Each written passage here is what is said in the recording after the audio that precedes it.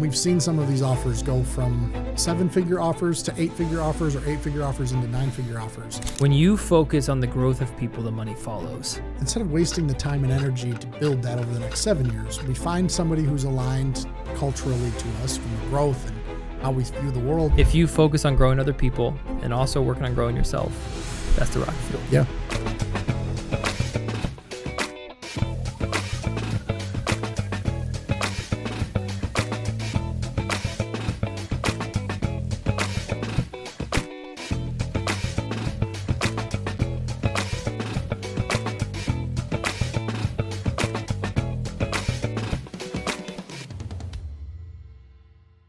I'm so excited for this podcast, and everyone, welcome back to the Dillon England Show. We have a legend of good guy, a friend that we met randomly. Yeah. Because of our good buddy, Brett. Yeah. Siebert. I didn't know how to say it. I was going to take a Siebert. 50-50. I should have just let you roll. But here's with the it. thing.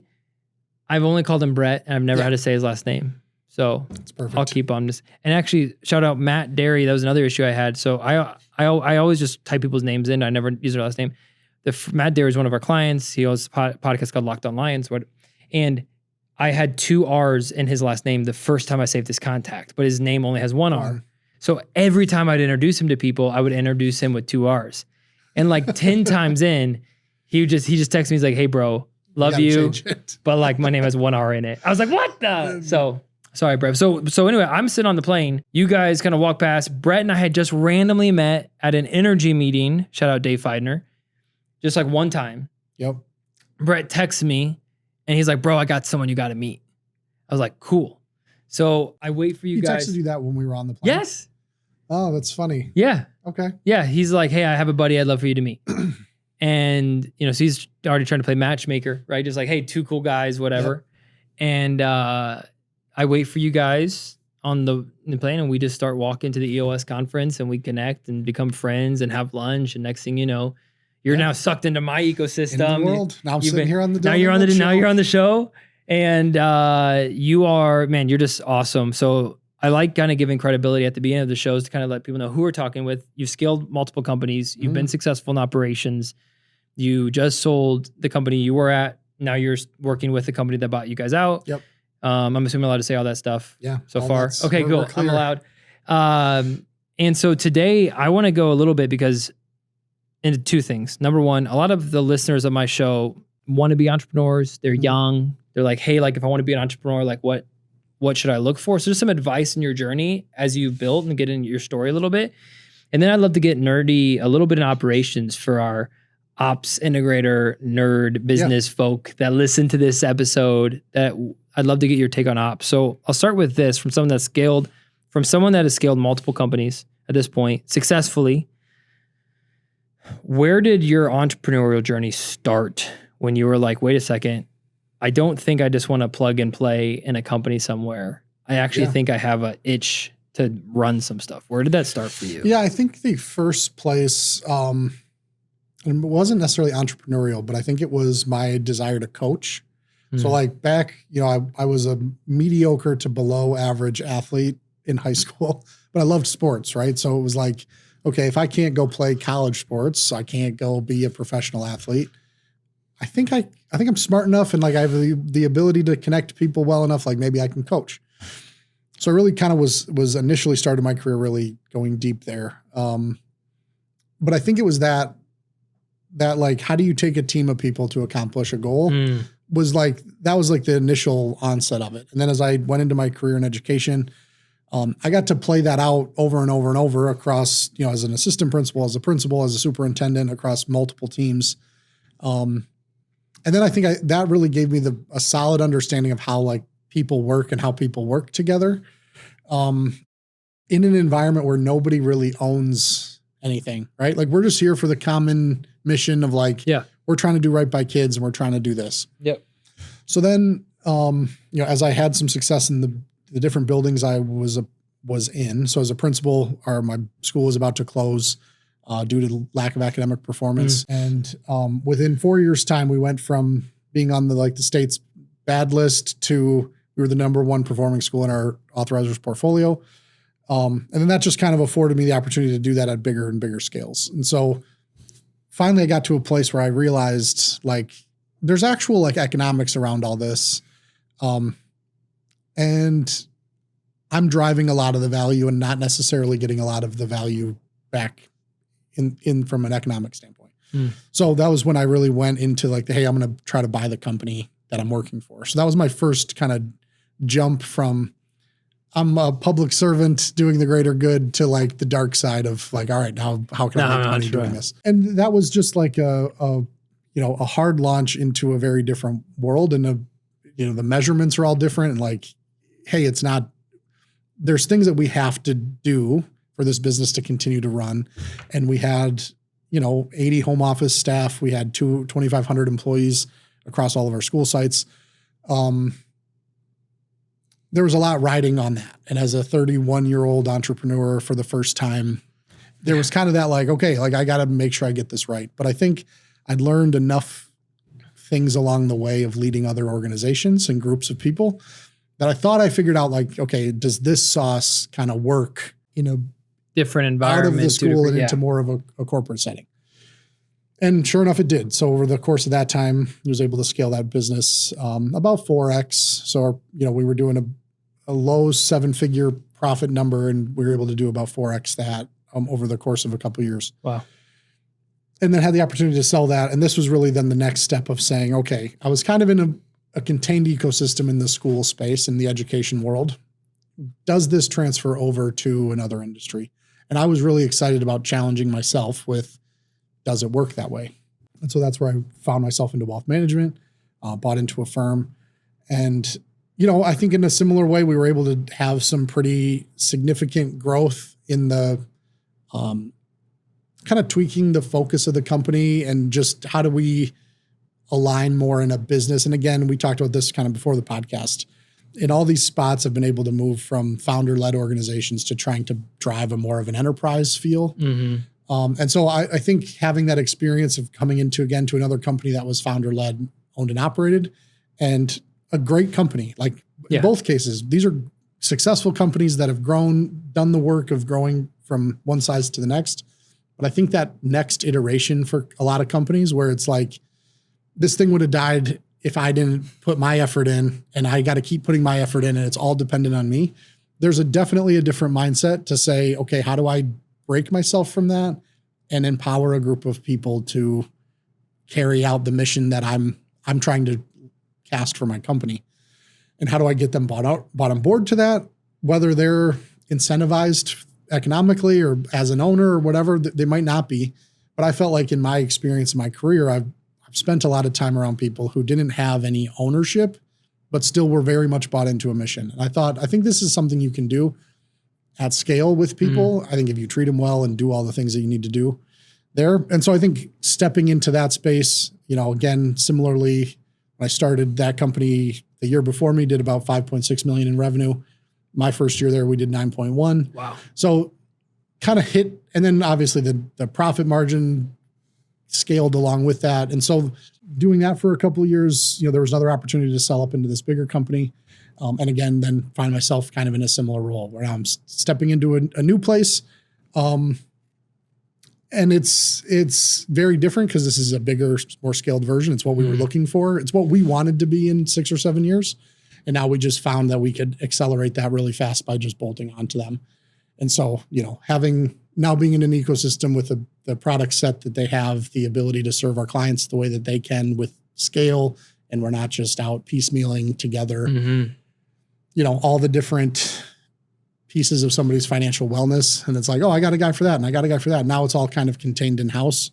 And so that's all great. And it's been a great kind of journey over the last few months to do. So, man, I love this story. It's such like that classic, you're coaching sports and then you start in school work and you help a school get turned around. And next thing you know, you've had a couple exits and who knows what's next for you. Right. You made the choice to buy into businesses instead of start from scratch in your journey. What would you say is like, when you're looking for like opportunities, like should someone consider buying into an existing business versus just like trying to start their own? What's like the pros and cons of each? I think there are two different skill sets. So one, I think there's a level of grit and fortitude needed to start something from scratch. Yeah. And I look at myself and think, am I a guy that has grit? Maybe, but not like a startup person does, where it's like, I literally am going to work. I believe in this so much that I'm going to work from sun up to sundown to get it to the place that it's sustainable, functioning, functioning. And I think that's somebody also, like, I think a lot of visionary people they just believe in something. Like, I believe in this concept, or I believe in this so much that I'm willing to devote my entire self to. In fact, we're probably a little insane. Yeah. Yeah. And then I think those people work incredibly hard, and on their power and on the skills that they've learned along the way, they're able to accomplish that. And then I think the people that come in and I think there maybe is a handful of people that can do the thing from, I can start it that way and then I can scale it all the way up into the big thing. There's plenty of people that have that story too. I think I just found myself more in the camp of, I don't think I love anything necessarily, but I think I'm good at a decent amount of things. And I think when I focus in on something, I can help people get where they're trying to go. And so that's kind of how I've always kind of viewed each phase of like, okay, this company is trying to go from here to here. I think I have the skills to help manage getting from there to there. And a big part of that is a strong belief in, if you put the right people around you and then support them and train them and teach them, they will do way more than I ever could myself. Yeah. And so that's, I think in the idea of being in an enterprise space, I think that's the most important way you have to look at the world. And there's a lack of control that comes with that. Like, I don't have to be in control of it. It doesn't have to be my idea. It doesn't, but I need to make sure that we're all laser focused on, this is what we're trying to get as an outcome. And then let the collective, hive mind kind of work to figure out how to get to that outcome. Great. And it's my job to make sure we're not getting too far off path. And then I think it's cool because now I'm in an environment where I'm not the leader. I'm not the CEO casting the vision, which I think is a great time to kind of reset a little bit and say, like, okay, how do I tuck into the team and provide value? And I think there's probably a little bit of a gut check. So anybody that's out there that's looking to sell their company, this is part of the gut check that you have to go through of, am I really okay with that? I no longer am the one making the call on the budget or on the vision or on the, and there are days that, you kind of go, yeah, I am okay with that. And there are days where it's like, man, this is a harder struggle than I thought. But I think it's all part of the journey. And I think at, where I sit today, this all sets up for whatever is to come next. Hopefully as a part of this team that we grow and hit all the goals that we accomplish here. Because I think those become the open doors to everything else. If I never, at the first school I started at, if I never turned that school around, none of this would have happened. Yeah. And then every single step just opens new doors and new doors and new doors. Sometimes internally, sometimes externally. And, you just kind of take it from there. Yeah. I think sometimes operations people sometimes feel like they can't be a business owner because they don't have that like visionary trait.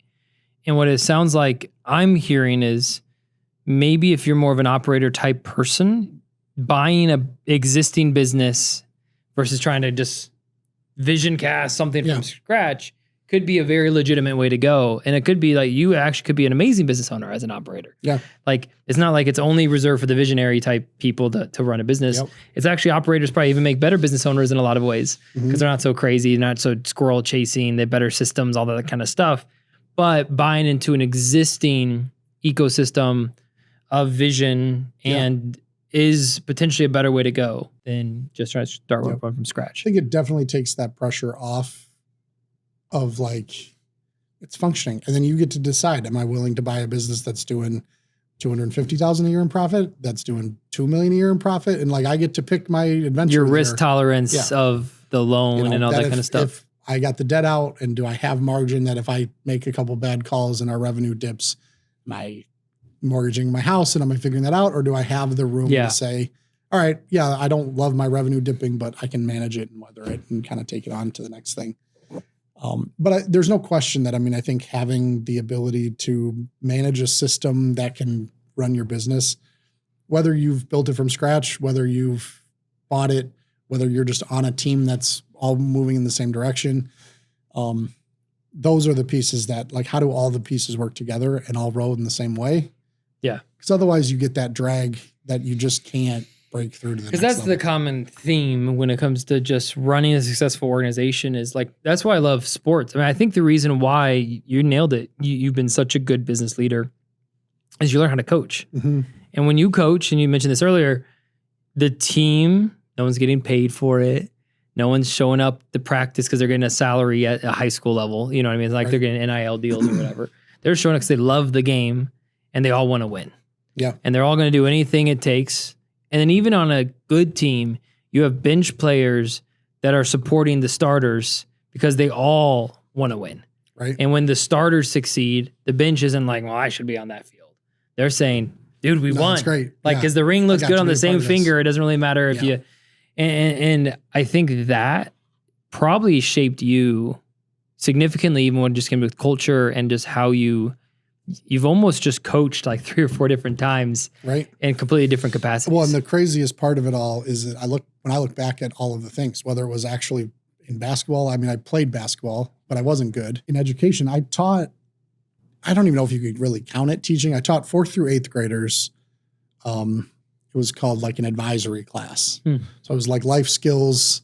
I taught like how to study. I taught like power of positive thinking. Like I taught very like abstract things. It wasn't like I was just walking through like a history curriculum.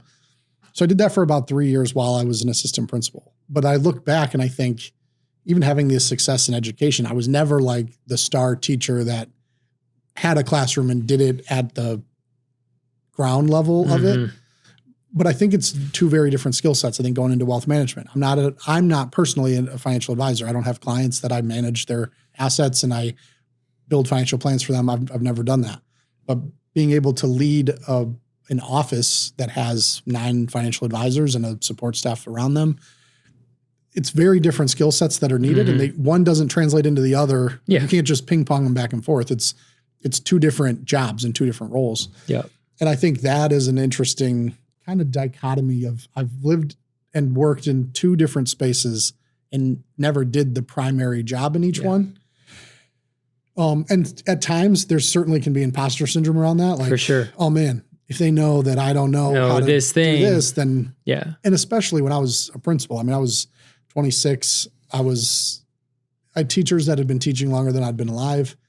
And you're like, man, if they know that I don't actually know anything, I know I haven't ever done lesson planning. But then I think it's like ultimately what I've learned, and I think this is probably the best piece of advice I could give to anybody who's in a role where you're leading people, is that if you can help someone get from point A to point B, and whether that is the teacher that's got Johnny in their classroom and Johnny won't sit down and listen while they teach, if I can help you figure that problem out, your resume, your experience, your age, your whatever thing you got going on in your head, it doesn't matter. Likewise, if I can help a financial advisor grow from doing, $500,000 a year in revenue to $1 million a year in revenue, they don't care. It's like, if I just have the track record of saying, you come work with me, I take you from here to here. It's like, cool, man, I want to work with you. That's great. Show me the track record and let's go. And so I think, for all of us that sit in these seats, it's like battling your imposter syndrome while trying to lead is a real thing. And I think that's where just leaning into like a genuine and an authentic place is like, hey, this is who I am. And maybe it's for you, maybe it's not, I don't know, but this is who I am. And I'm going to lose myself if I'm trying to create the impression that it's somebody that you want me to be. And honestly, getting somebody from point A to B is literally what you do in business. It's like people will pay us as an agency because they think we will help them get from point A to point B. Right. And even as a business owner, if you crack that code, not only from your staff, but also to your clients, like then you have a successful business. And that's what like Alex Hormozy says all the time. And when people will pay a top price for value, and when they think it's valued high enough, they'll pay anything for the right value. Right. And so when you can offer that and you're like, hey, I can get you from point A to point B for quicker, easier, blah, blah, blah, blah. That's how you have a business. And if you also take that same model and what you're saying, even when it comes to your staff, it's like, hey, if you work for me, I'm going to help you get where you want to go. Right. That's just a really good lens, I think, from a business leader's perspective. That's how you get clients. That's how you build a team. Yeah. It's just like, how do we help whatever your goal is? Does this organization, and even think about it for hiring, right? There are times where you could hire somebody, and if you don't do your due diligence, you might think, oh, they're a great person, but your organization actually can't help them get where they want to go. Right. So you'd be doing a disservice them to hire them. But if you're like, hey, where do you want to get to? Hey, actually, I think my organization can help you get there. I think this is now a good fit. And I think, to me, the rewarding, like moving from, and I kind of made the joke about moving to the dark side out of the school building. And it's like, I think even that move from education to finance, it's like, I look at the work that we're doing now at Procyon and the team. So there's a team of about 85 people. We got about 32 advisors, kind of all over the East Coast, kind of through the Midwest now too. And the work that we get to do to help our clients go from their point A to point B. Yeah. You're the business owner that's looking to exit, and you're looking for that trusted partner to say, hey, I got this business. I don't even know what it's worth. How do you help? Can you help me walk through what a sale looks like? I'm going to have all this money on the back end. What do I do with all the money? Like, that's certainly an avenue that we help people with on a daily basis. People who are gearing into retirement and like, do I have enough money to retire? Am I able to do this? What are all the scenarios that might happen that could affect me, good or bad, or impact that? And I get to work with a group of people who spend their lives helping other people accomplish their goals. Exactly. Right. That's exactly what I'm saying. It's the coolest thing. And then to watch, a team of people that I get to be a part of and now help support, carry that out for them and like watch them win. And when they win, it means their clients are winning. Yeah. And then you win. And then, right. It's kind of this like self-perpetuating cycle. And so it's great. It's great to have this kind of bigger engine attached to our business. Yeah. Cause I'm telling you, I think the biggest takeaway that I want people that are listening is when you focus on the growth of people, the money follows. Yeah. Like that's kind of what this whole conversation's been about. It's a lot of times it's been so, okay, I got to make margin, I got to make revenue. When you actually focus on just the growth of people, whether it's the growth of your clients, the growth of your staff, the growth of yourself. Yeah. The money investment into those places. The money will come. Right. Yeah. I mean, obviously you have to have good product and blah, blah, but like that is the key. Which is so funny, dude, because we're going through EOS. I know some people love, hate EOS, whatever. We're going through, shout out Mike Grewley, love it. We've been super grateful. We just had our vision day. And what we realized as a company was we're not a podcast agency. We're in the people business. We help people build relationships. And like, that's what gets us up in the morning is connecting people. And in 10 years, if podcast goes out of business and they're not as big anymore, like we're still going to be in the people connecting business. Right. Like that's actually the core of who we are. And when the medium with which you do we're doing that is now a podcast. Yeah. And when that clicked, there was literally this like audible gasp in our like, dude, like we're a people connecting business. We're a relational capital business. We teach people how to build relational capital through content. And we help them build communities, whether it's through viewers or whatever strategy we want to do. And right now we're using the podcast as a medium to do that. But we're actually just in the people connecting business. Yeah. And in 10 years, it could look a heck of a lot different than it is now. And dude, I'm telling you, when we cracked that nut, the alignment of everyone in the team, man, we all started rowing harder because our core focus of why we exist. Right. We're all like, let's go. Like and so we have the goal to connect 1 million people with each other over the next 10 years. Well, I think that is the perfect example of absent a structure that you get to operate in that points everybody to the one point. Right. How long could you have gone bootstrapping your business where everybody's like, we're just doing podcasts. We're just this. Yep. And I think you could have built something that would have been good. Yeah. But I think you said it when it's like, when that collective moment, when everybody just kind of goes, oh no. Yeah. Wait a second. This is what we're doing. It's kind of cool. And it like, now we're actually talking the same language. Now we're actually all on the same page. Now we're actually all moving towards this thing. And then you start taking your incremental progress to get there. Yep. Where it's like, you get to celebrate those wins every, so often. And I think of that, across any industry, that it's like, those things are tangible and real in every space. Yeah. And so whether you're a financial advisor sitting across from a client and looking at their financial plan and saying, hey, we started here. This is how much you have saved. This is where we're at. We're going to hit this goal. We're going to get you retired by 65. We're going to, it's the same process, but you want to make sure everybody's on the same page, speaking the same language. Yeah. And once it is, it's like now that collective force, I don't know if you've ever seen, I mean, you've probably seen it because you have young kids, but Finding Nemo, where there's the fish in the net, they're all swimming everywhere, and then all of a sudden they all decide to swim. It's the same thing. Yep. And I love using that when I talk to adults, because it's like we can see it around us so much and we don't actually grasp it. And then sometimes it's like something as simple as a child can see that has us just going, oh, yeah, okay. I get it. Yeah, like you hear the power of the collective. You're like, oh, what's that mean? And that's a very good image. It's like, man, the collective is powerful. And when you can get buy-in, and there's all these buzzwords you say. Yep. And then when you actually experience it in an organization, then it's like, we just onboarded an employee and they were like, I've never experienced this type of alignment in an organization. And for me as a leader being like, oh, I'm thinking we have so much to improve on, but like even just a little bit of the work we've done, it's palpable to the team.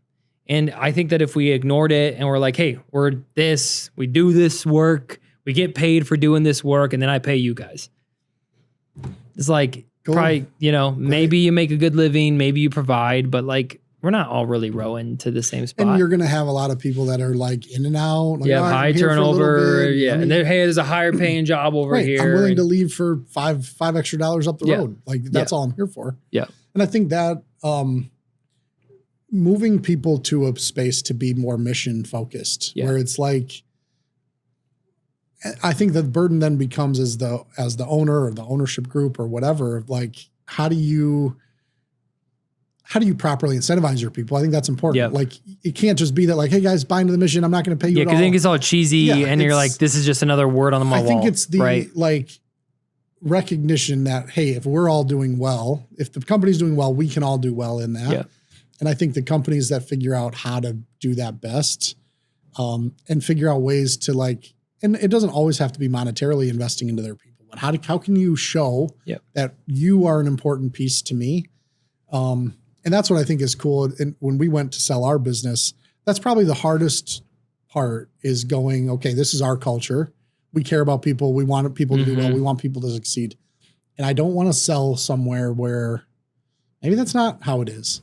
And I think for me, one of the coolest things as we've transitioned over the last 6 months, is feeling the win of nailing that part. Like, transitions can be difficult and there's a lot of like, oh yeah, I guess I didn't realize this was going to be like that. Yeah. But to me, when you strip it all down and it's like, dude, the people I now work with actually care about people the way I care about people. And it's like, yes, they do. Awesome. Like, we figure that out. We're all like, now we can be in the boat rowing in the same way, because we think about the world the same Because way. even whatever other disagreements you might have, you still have your same core focus that you guys are moving That's towards. pushing you forward. Yeah, exactly. Go ahead. Go ahead. Well, I was just going to say, it's that when those things are not aligned, I've been able to work twice in an environment. One was, my last year as an assistant principal. I had a principal change. So my last year there, he was like a new principal, and it was like, oh, we've lost the sauce here, and I can't work here anymore. Like, that was definitely, and I ended up taking the principal job the next year after that. And I feel like in so many ways, I actually probably learned more working in that environment than I did working in environments that were a little more healthy. Because it's just like, oh, this is what happens when this gets unaligned at the top. Yeah. You just learn what you don't want to do. Yeah. Yeah. And I think it was funny. I mean, I got to experience somebody's first year being a leader. And I think over time they got better. It was just like, oh, like that's not, but it definitely informed how I led, like moving forward for me. So. Yeah, I think this is I honestly didn't know where the conversation was going to go today, but I'm telling you, if you're a business owner listening to this, I think if we could boil it down to what we're yapping about, get crystal clear on paper, write it down where you want to go, and get agreement from your leadership team that you all agree that this is the same place you want to go. Yeah. And if you can get that, whether you need to take a day to do that or you need to take 30 minutes to do that, I don't really care.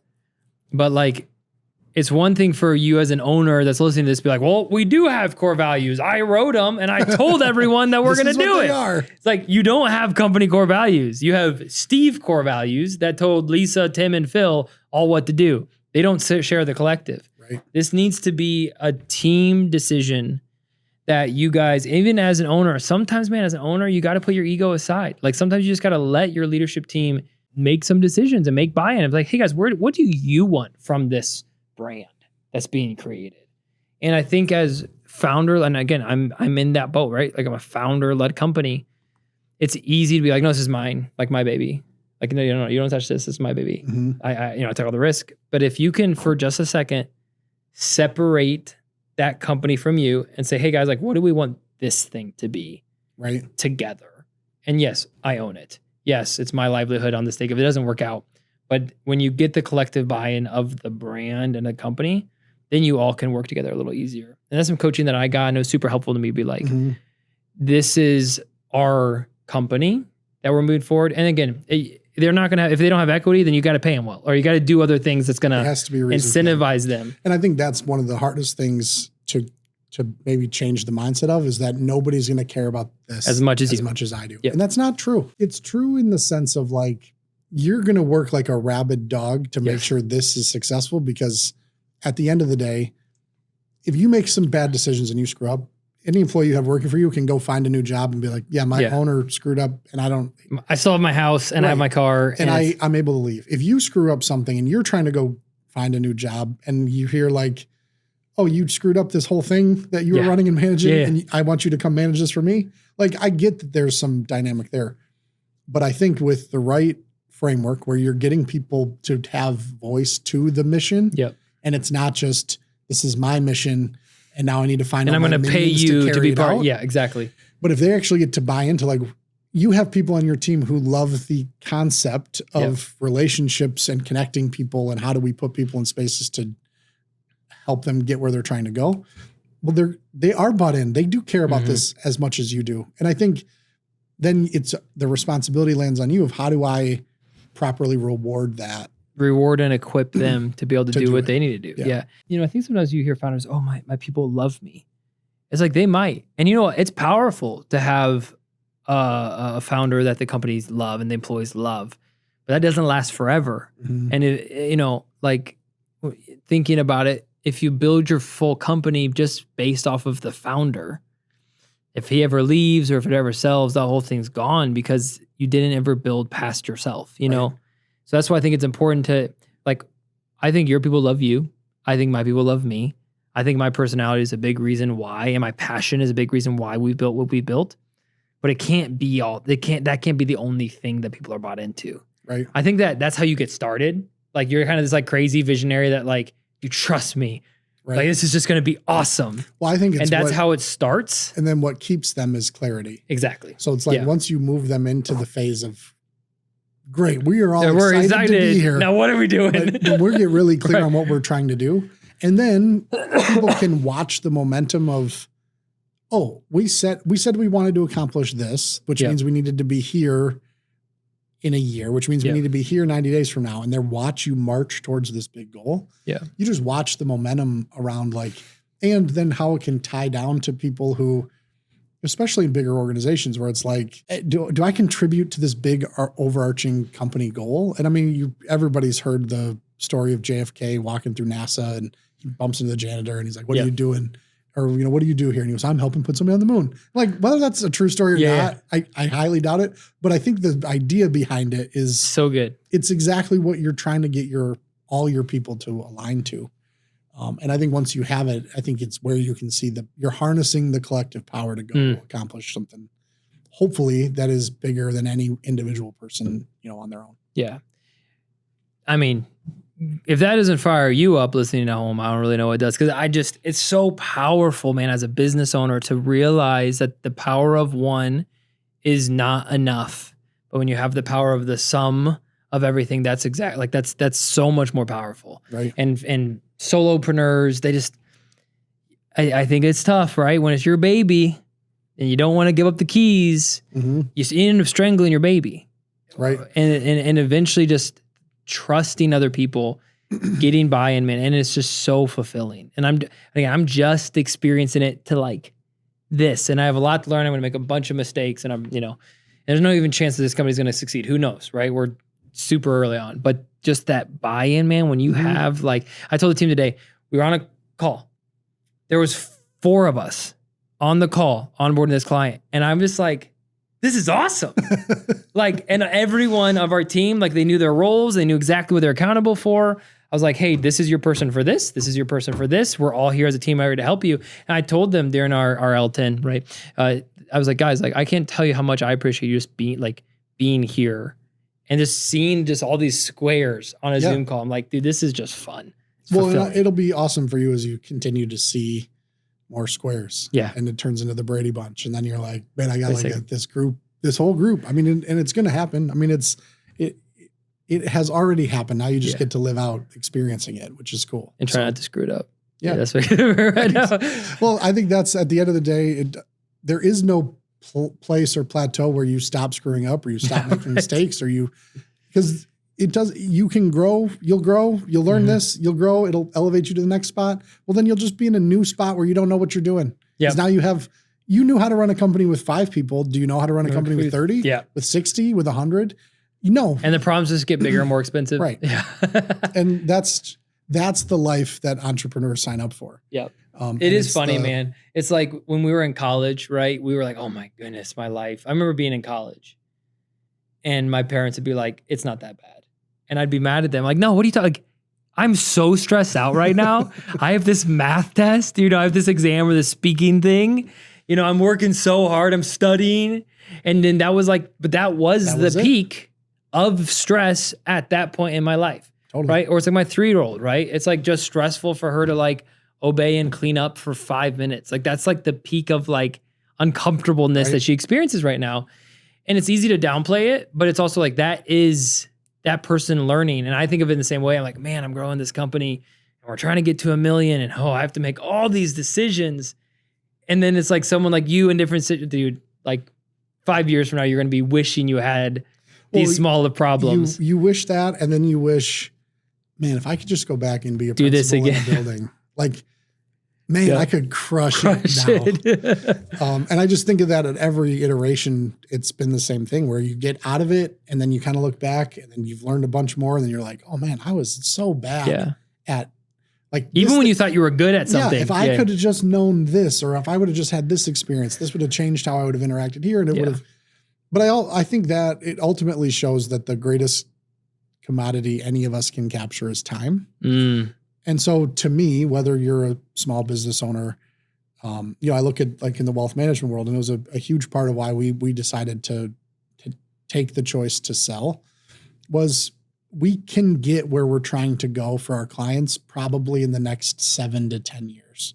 But the reality is how much time are we wasting 7 to 10 years for me to figure out, or our team to figure out, okay, how do we build a proper insurance vertical or a proper tax vertical or a proper trust vertical to support our clients in a way that we're doing this kind of inside of our brand.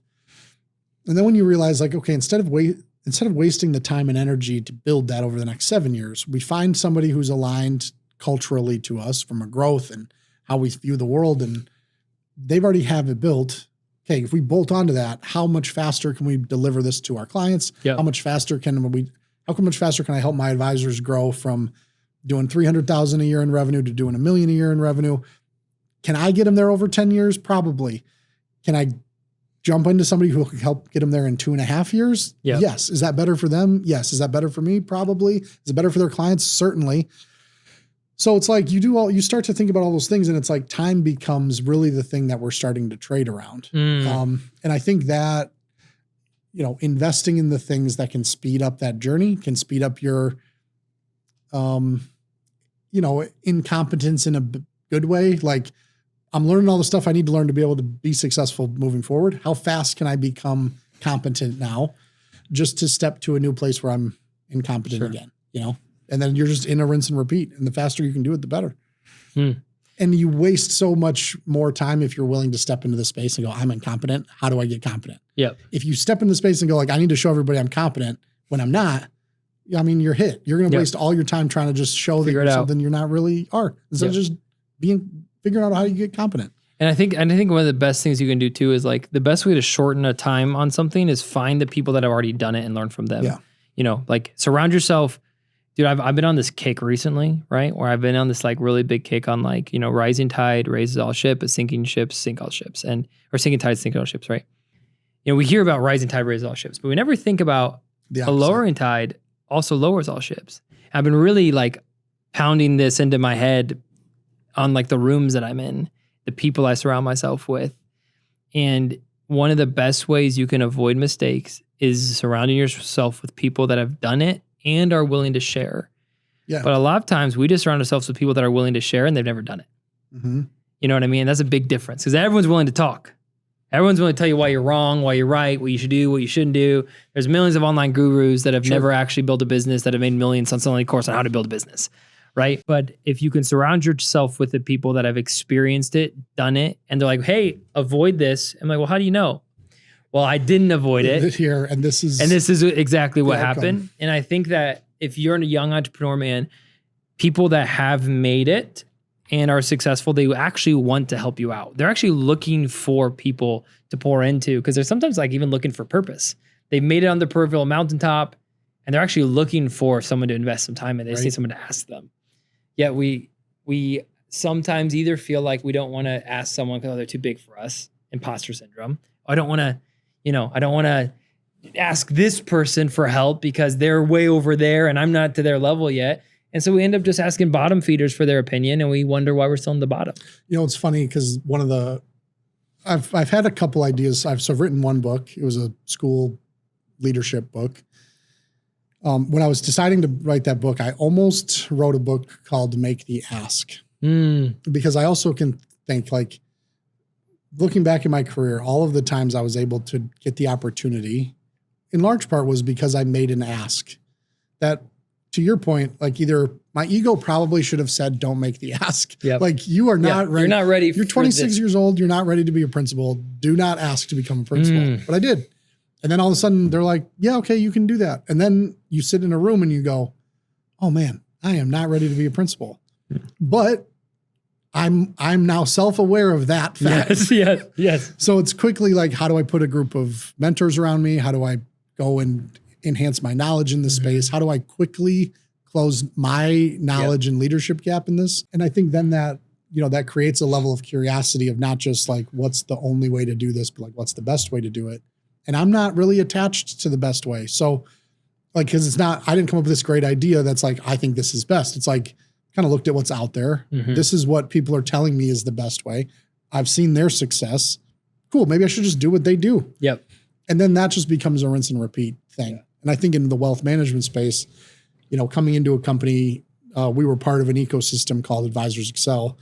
And especially somebody coming in brand new, they had a lot of learning events inside their community, other advisor offices teaching about what they do. And I think that like learning from other people and like, oh, you've been successful doing this. Maybe we should try that. Or maybe we should look at how that system could work here. And maybe it's not a direct input, but we tweak it to have our own flavor or our own spice on it. And I think that's a huge, but I think making that ask and constantly being willing to be like, can I be in that room? Can I, you know, can you help me here? Can this happen? What can I do this? I think like making the ask is a big leap for people. And I think you have to put your ego down. You have to have some humility to come in and be like, oh, I don't know. Tell me, teach me. Like I'm open to that. You need to write a book called Make the Ask. And then I'm going to write a book called Make the Deposit because I think both, because also if you can also be the person that offers value to that room above you, then you really can make the ask because then you're like, hey, wait, you're a young kid, but you just did this for me. You did this without, like, sure, what do you need? And so I do think both, if you make a bunch of deposits and you never make the ask, then you've wasted all of the effort you gave to this thing. Yep. And if you only go around asking, but you've never made any deposits, eventually that bank account's you're going to run out of favors. And so, dude, you should write a book, make the ask. I'm going to write a book, make the deposit, and then we're going to co-author them, and then we're just going to blow up the world, and we're just going to make millions off of our books. Done. Perfect. Deal.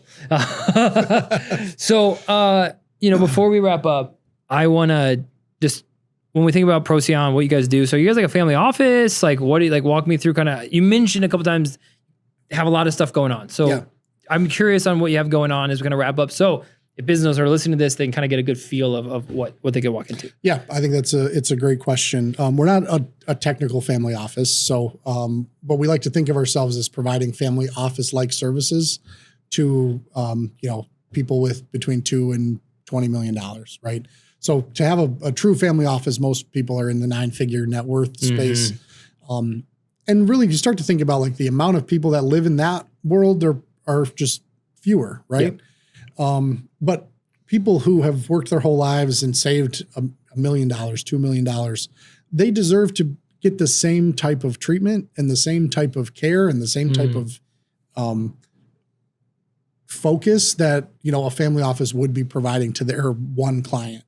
And that's what we've tried to provide is how do we have like a holistic financial home for our clients that we can support our advisors to be the financial quarterback for their clients, where they're able to pull in all the different resources necessary. And so having all the different verticals in-house of tax or trust or insurance and total benefits, where we can help business owners with their 401k plans or their health plan consulting, so that somebody can just come and say like, look, can you help me with all of this? And then we have amazing advisors all across the country that are able to help our advisors in that. And then the support team we have that's lifting that group up. Really like second to none. I mean, really first in class in terms of what we do and what we provide. And so we're super excited about that and the growth that the firm has been having. All the different avenues. I mean, in my mind, I'm just thinking through all of our people. We have a portfolio manager who's been the portfolio manager of the decade, 5 years running. I mean, he's doing incredible work in managing people's money. Our financial planning team is a great group of people.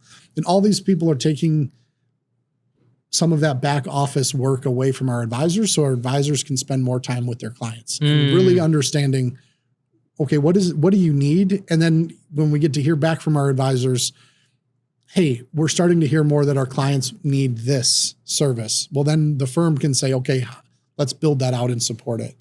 And really being a part of something that's big enough to have that scale, but still small enough that it's personal. It's not just put them in the assembly line of here's your plan, here's your investments, go on to the next one. And now we have to, I have 25 meetings I have to sit in every week. And I think that's really a special thing that our firm has going. And then a really other cool offering that we have is our like M&A support. And so if there is a client who's they have a small business that they're looking to exit, not just like, okay, you're going to sell your business, let's put it on the market and see what happens, but being able to come in before and saying, okay, these are some of the things we need to do to set you up from an accounting standpoint, from a organizational structure standpoint, from an operations standpoint, to if in 2 or 3 years you're looking to sell, how do we maximize this moment for you and your family? And then we can help with all the back end stuff of how are we managing all that and things like that.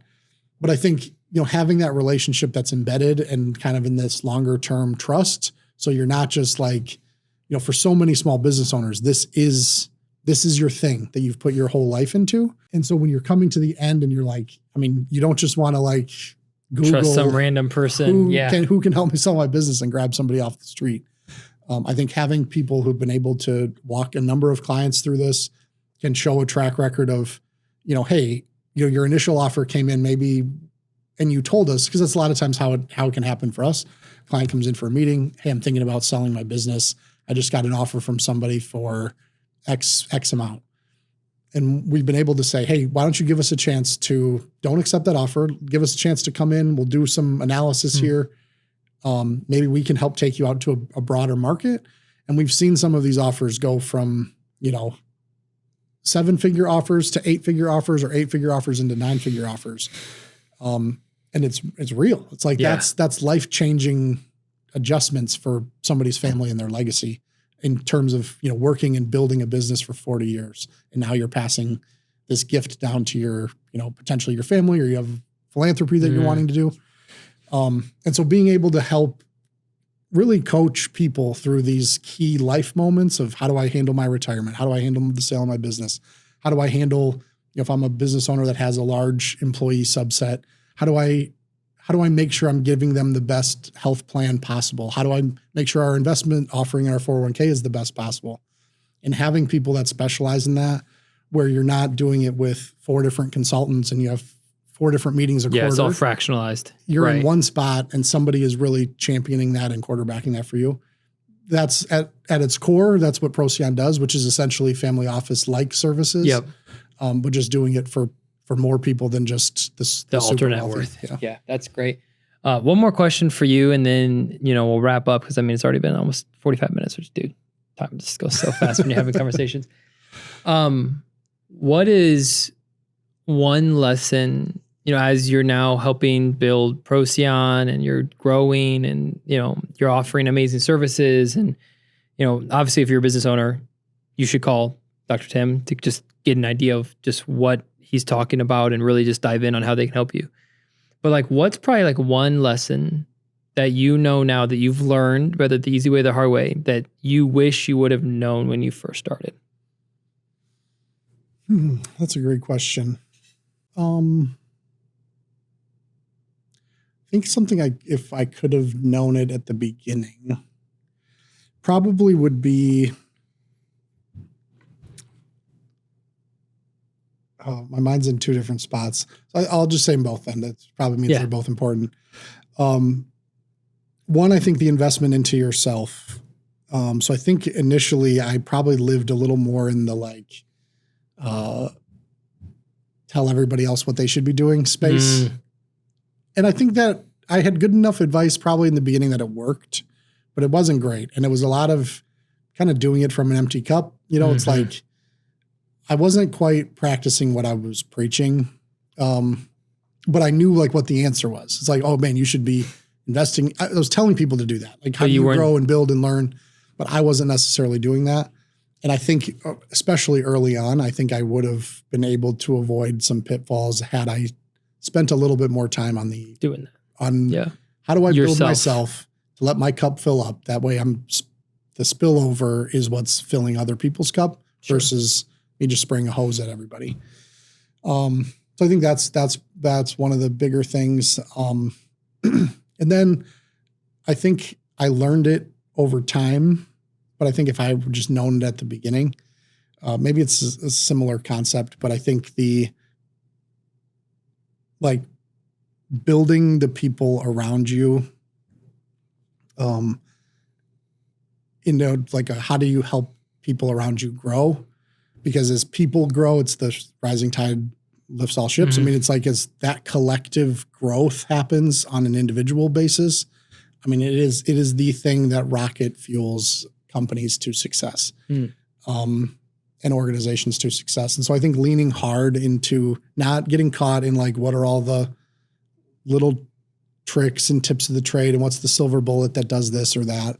What the silver bullet that actually works is getting everybody in a room, understanding all the people who are in the room, what their strengths and what their weaknesses are, how helping people develop their strengths even better, mitigate their weaknesses as best you can, or partner them in ways that their weaknesses don't matter because we have somebody that covers it. Yeah. And then helping people grow. I think those things really to me are the rocket fuel of business. Not to borrow the EOS term rocket fuel, which is different, but I think it's the same thing. Yeah. Yeah. That's great advice. So I'll tell you guys, if you're a business owner or you're an entrepreneur, or you're an employee somewhere, this all applies to you. If you focus on growing other people and also working on growing yourself, that's the rocket fuel. Yeah, totally. Dude, this has been fun. Yeah, I never know where they're going to go, which is sometimes freaks some people out, right? I actually find it thrilling because then it keeps every conversation fresh, interesting, and fun. That's great. And this has been great. Awesome. Content has been great. And I think that if you're listening at home today and you're wondering if you should start a business or buy a business, we give you really good clarity on that. Where if you already run a business and your organization is not aligned, we give you good advice on that. And if you're a business owner that currently feels like, man, everything's fractionalized, you don't really know what's going on, Dr. Tim, Procyon, there to at least have that conversation where you can at least figure out, some things and kind of get at things under one roof instead of trying to shop 40 different places. Yeah, 100%. Dude, you're amazing. Thanks, man. Thank you for coming on. This has been fun. Appreciate You're the best. And thank you guys. You're amazing too, by the way, Mr. and Mrs. Listener. Thank you for listening to this episode of the Dillon England Show. As always, I appreciate you tuning into the show day after day, or I guess week after week, technically. And like, comment, subscribe, share with a friend, share with your mom. Be careful on the road when you listen to this. See you on the next episode. Peace.